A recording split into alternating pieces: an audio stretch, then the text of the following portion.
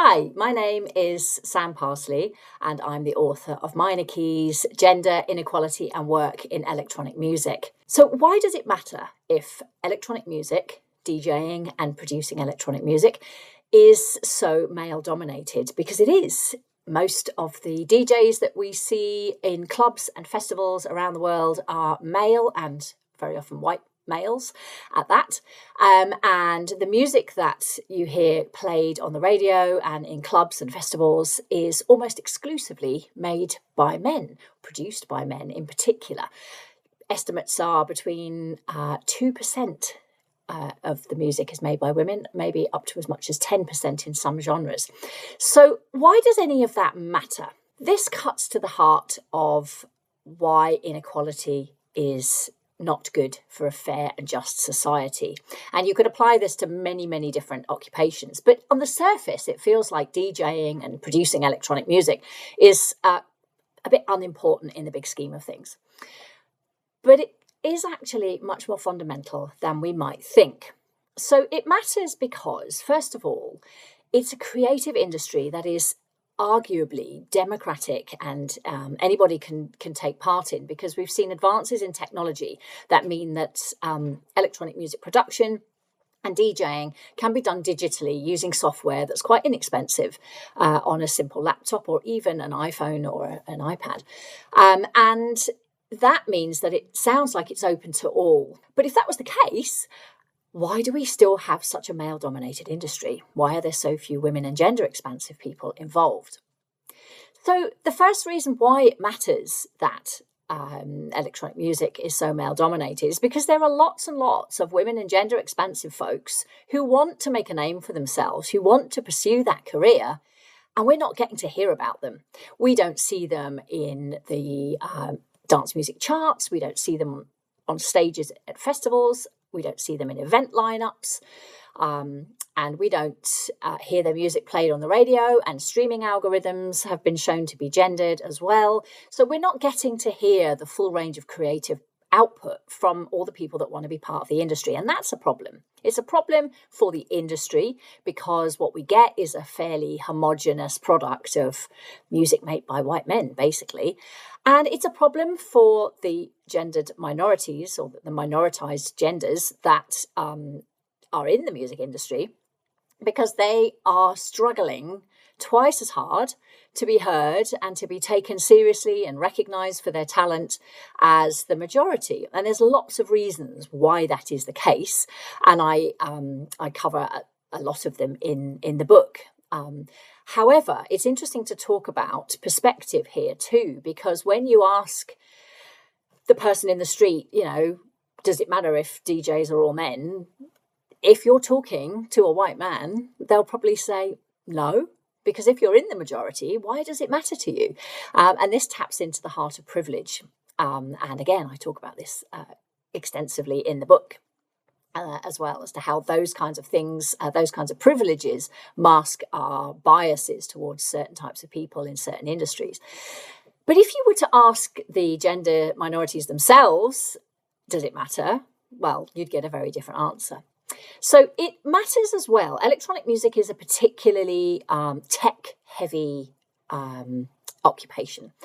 Electronic music, by its very nature, is made using electronic signals, and originally it was drum machines and synthesizers, which often it still is, but now it is digital programs and what's known as virtual studio technologies, VSTs or plugins that go into a piece of software that emulate traditional analog machines, and it's all very techy.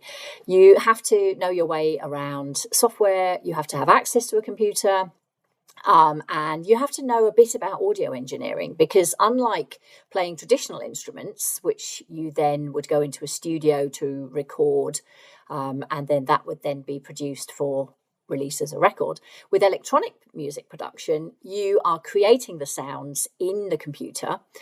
Sometimes you record things in too, but you're creating the sounds in the computer and manipulating them as an audio engineer. So as a music producer, an electronic music producer, you're doing a lot more with the technology than a more traditional musician who perhaps plays a guitar or a keyboard and sings, for example. Electronic music producers might also do that, but the skills required to produce a piece of electronic music yourself, which a lot of electronic music is self-produced, are very techy. So this is one of the reasons why we see so many men in the industry, because technology is traditionally and still in a contemporary sense is associated with men and the male identity, whereas women and gender expansive people are less associated with technology. So if they're doing things that are techie, they're actually transgressing their identities. And that means that for them to fit into a world where they are a minority means that they are often doubted for their skills, particularly with women. If they're attractive women, it's almost seems to be impossible to be pretty and talented. And because people don't expect girls and women to be good with technology. So the reason that it's important why we need to tackle the male domination of the industry is because the more men we see in this industry associated, using technology, associated with technology, the more solid that association becomes. The less women that we see doing this, the less it's associated. So it's a problem societally because it reinforces that link between gender and technology in ways that spill out and spill over into all sorts of other areas where tech is involved. So we see a constant battle to encourage more girls and women into science, technology, engineering, and maths. And often those women who might want to be in that field just don't see people like them. So when they are in a club environment or they go to a festival and they only see men on the stage, or they see women, but they see women in the warm-up slots, or they see women on the obscure stages in the corner of the festival site, they don't see them headlining, then there's never anything that says, hey, this is something you could do. And this, of course, is compounded by race as well. So people of global majority are even less well represented in dance music, which is electronic dance music, which is crazy, seeing as that's where it all started, was in the black clubs and the gay clubs in New York and Detroit. And it's arguably all dance music comes from music of black origin. So the other reason why it matters that electronic music is male dominated is when we start to try and change things. If you are feeling like a fish out of water, if you are the only person in the room who looks like you, who has similar background to you, who you just feel you don't belong in that environment, you are not going to be at your creative best. You are not going to be able to learn to the best of your abilities. And it's generally quite a challenging environment to be in. So at the moment, we have about, at the most, 20% of higher education and music production classes, 20% enrollments of women. If we're lucky, but often there are only one or two girls in a class or women in a class. And so that's difficult. It makes it hard to change because of that signal that this isn't for you. This isn't something that girls normally do. It also matters when we come to performing and being booked by a record label or a party promoter or a festival to sign your music or to perform. Because if you are one of only a few, maybe the only woman on the lineup, you are very, very visible. And that means that there's a spotlight shone on you in ways that perhaps men don't experience. And they certainly are not there as an ambassador for their gender. People often consider that you've been booked, if you're a minority, that you've been booked simply to keep all the woke snowflakes happy and just to balance the lineup. They have to have some women, so they've booked her. And that's a really, really damaging and difficult thing to fight against psychologically. You have to be made of pretty tough stuff to be able to just bounce back from that and say, well, think what you like, but I know I'm good enough and I know I'm talented and I'm going to show you. A lot of effort goes into that, a lot of emotional effort, a lot of, psychological bandwidth is taken up with fighting that feeling that people are doubting you when you walk out onto the stage. And that you have to do that as a female or gender expansive producer and DJ before You even get to the creative angst and anxiety of performing that everybody experiences. So if we're not seeing women and gender expansive people on the stages, and we are not able to be role models for, or not able to have role models for aspiring women and gender expansive people in the industry. And you might say, well, girls aren't into tech, they're not interested in this anyway, which is one of the myths that I explode in the book. But that's actually not true. There is a wealth of evidence that shows that girls and women do want to get involved with this. Music production classes, specifically for women and gender expansive folks, are always oversubscribed. One of the organisations that's been making great strides in this area is Music Production for Women, which is based in Australia, but is generally is an online course. And whenever they run in-person events, they pack halls with people wanting to try music production and wanting to learn in an environment where they don't feel silly for asking questions on basic things of tech. Because when girls are not socialized to get in depth with technology and play with computers in the same way that boys are, and therefore they don't form communities of practice or bands or, you know, hang out with other like-minded people where they can jam and, you know, play around and learn together. So by the time boys come to the classroom to learn music production, they are very often have been producing tracks and playing around for a long time, and they've got that kind of organic knowledge, whereas girls often, and women, don't have that knowledge and feel as if they're always on the back foot. That was certainly something I discovered in my research, and it means that they're always playing catch up, but they're afraid to say. So put them in an environment where it feels like a safe space, and you don't get that dynamic.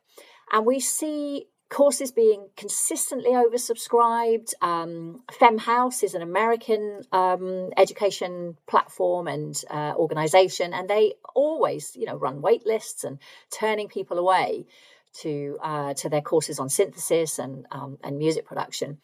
Here in the UK, also we have Saffron that are based in Bristol but run events all over the country, with very much a focus on Black and brown women.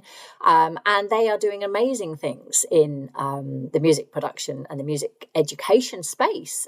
But there just simply isn't enough funding, and there aren't enough spaces to mean that all the women that want to learn can. So there's no lack of evidence that women want to be in this industry. And that's why it matters that it's still male dominated, because something is going on here. And for the book, Minor Keys, the research that I took, the research approach that I took, uncovered a series of myths that we hear that legitimate and sustain this gender imbalance in the industry. And these are, I need to refer to my notes so I make sure I don't forget any. Well, the first argument is, well, there just aren't any women producing music. 2 to 5% music producers, they're just not out there. So, as a promoter, as a record label, what can we do? Well, that's actually not true. And the whole of chapter 2 is devoted to that myth. And then there's, well, I don't know anyone who would discriminate against women. So, it can't be that. There must be something else. I wouldn't turn a woman if they came along. So, there must be another reason. That's the first myth, because there's lots of discrimination that goes on. Maybe not direct, but certainly indirect. And I talk about that at length in the book too.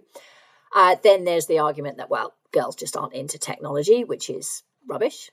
Nobody inspired them or let them know that they could be. Then the other criticism that's levelled at women and gender expansive people, but particularly women, it seems, is that, well, women don't make their own music anyway because they're not very good with technology. So they get ghost producers to produce the music, or they work with engineers and their boyfriends do it for them anyway. So why should we take them seriously? That's a big one. And then there's the argument that, well, women just need to be more confident. They just need to put themselves out there and send their music in and, be more confident. Well, that's an issue as well, because it's easy to be confident when you're in an environment that feels welcoming and where you're in the majority and you see others like you. It's much, much harder to be confident in an environment where you might not feel so welcome.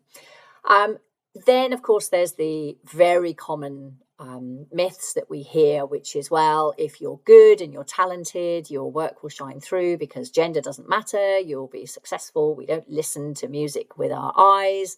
I've heard that one. And that is this idea of the myth of meritocracy, that if you're good, that's all you need is talent. And of course, especially in the creative industries, that is a long way from the truth, because actually what talent plays a part, but it's having the social capital to be able to market that talent and get that talent recognized, and the networks, and be able to build the networks. And that's all much easier if you are working with people like yourself. And then finally, the other myth that I talk about in the book is that, well, all these positive action campaigns, all these campaigns to get 50-50 representation on lineup, it's just not fair. It's not fair against white men, basically. And it's very easy to see affirmative and positive action as extra special treatment for the minoritized genders or races or sexualities, whatever the characteristic is, when in fact it's simply a corrective to a playing field that was never level in the first place. So what emerges from all of this is that women and minoritized genders in electronic music production and performance have to work so much harder to be seen as equal to men. This means that they're engaging in almost like a second shift of work on top of their creative endeavors. And that means that this is not taken into account by gatekeepers, even by people who are trying to make the industry a more balanced place. It isn't really taken into account. And that makes it hard to tackle. So one of the things that I've established in the book, and also elsewhere in my academic work with my colleague Marianne Johansson, is the concept of ameliorative work. So this is the work that is done by minoritized people in occupations simply because of their gender. They're wanting to make their environment better, or at least bearable, and they have to put in a lot of effort in order to make that happen, on top of doing the job. So ameliorative work covers a whole range of things: the psychological strength, emotional exhaustion, the pushing, the fighting, the hustling, all of the things that we expect to do in the creative industries. But that for a gender minority or a minoritized gender, it's because they're girls and because they're women and because they don't look like, or because they're trans, or because they don't look like the typical white male producer. So constantly being doubted for your skills, second guessed for your expertise, having other people cut across you when you're performing and adjust your equipment, and having to just toughen up, and when you're refused entry to the club because you don't look like you're the DJ. All of these things take an emotional toll. So there's an element of ameliorative work involved in dealing with all of that as well. Just simply picking yourself up every day and going, yes, I made this myself. Yes, I can prove it, blah, blah, blah. Then there's the more visible work of championing minoritized genders, women, people of the global majority, in music scenes through collectives, through action, through campaigns, and almost exclusively that falls on the shoulders of the people who are minoritized. And that is a whole second job. So it takes time, it takes money, which is often from your own pockets, because it's extremely difficult to get public funding or even industry funding to support gender initiatives, diversity initiatives. And so there's a very real cost to ameliorative work as well. So ameliorative work sort of spans from the internal side of things, the emotional kind of resilience piece, right the way through to spending time and money on running a record label specifically for gender minorities, for example, or the education providers that I mentioned earlier, such as Saffron and Music Production for Women and FemHouse. And Girls Twiddling Knobs, and all of the wonderful platforms that are out there those are all run out of the altruistic motives of their founders. And they're trying to run as businesses, and it's a hard slog. So those are just some of the dynamics involved with the question, why is it a problem if electronic music is male dominated? And I explore all of these things and many more in the book Minor Keys: Gender, Inequality and Work in Electronic Music, and that is out in all good bookshops and direct from BUP's website.